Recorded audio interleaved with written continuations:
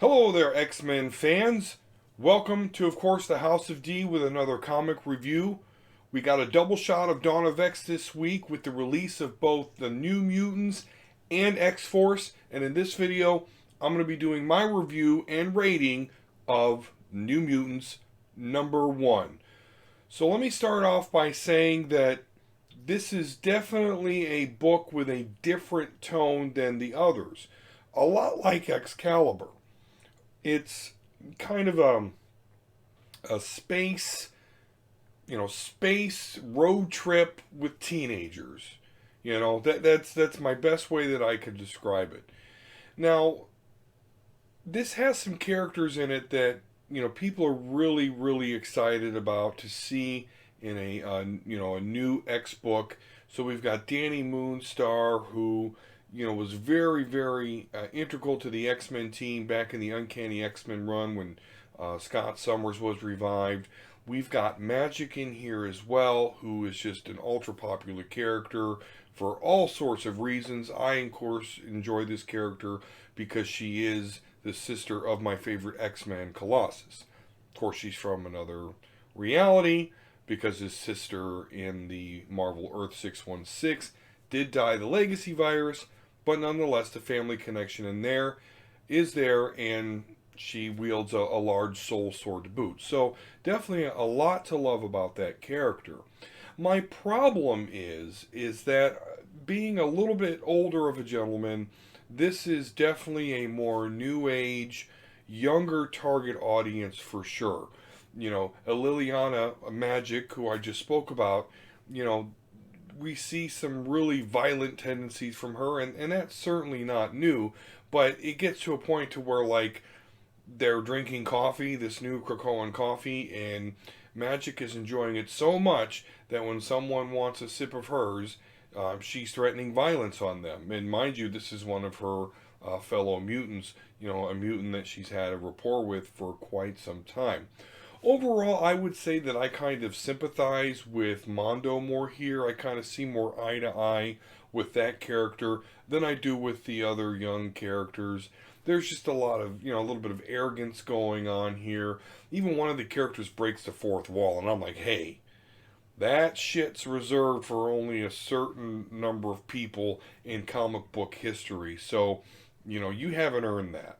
So that's a big sticking point with me on this issue as well. The story itself, it doesn't make a whole lot of sense. It seems very whimsical, and maybe that's why a lot of people will like it. But it doesn't make sense to me what they're doing, why they're doing it, and how they're going about doing it. So, to me, guys, this is just the story. It's not gripping me. It's not gripping me. The artwork. The artwork is good. It's not as crisp and clean as I like it. It's kind of outside of the lines. Again, if you're a younger, more new age individual, you may appreciate it a whole lot more than me. I just like things to look very good, look very clean, and we don't always get that here in these panels. Some of the images, it just looks like somebody colored over the line just a little bit. And I get it, nonconformity and all that, but I do like a more traditional, clear art style than what we have in this book. So overall, guys, I'm going to give this a 7 out of 10. Definitely a average book. I mean, it's good, but compared to what we've been experiencing with House of X and the other Dawn of X books, it just doesn't compare. But make no mistake, this wasn't written for me. This wasn't written for me, guys. So, and, I'm not feeling it. I'm just not feeling it. I'm going to be removing this from my weekly pool list. I'll definitely keep an eye on the story from time to time, but not going to be reading this one every time it comes out. I could regret that decision. We'll see. I'll talk to you more about what I didn't like about this story in the spoiler companion video to this one. Until then, guys, though, please consider subscribing to the channel. If you did enjoy the content that you are watching, please hit the like button. And if you want to make sure that you know all of my uploads from this point going forward, make sure and hit that notification bell. You can also tweet at me on Twitter. That's at @dsquare72. Give me a question. put a question in the comments box. Did you like this? Should I have rated this higher? If so, tell me why. Should I have rated it lower? If so, tell me why. Let me know. Let's have some interaction here, and you know what? Maybe you can convince me that I was either too harsh or too easy. We'll see. Until then, until our next video, guys, and I hope you enjoy me. Again, we're going to be talking spoilers about this one. I'm also going to have an X-Force #1 review, X-Force spoiler talk.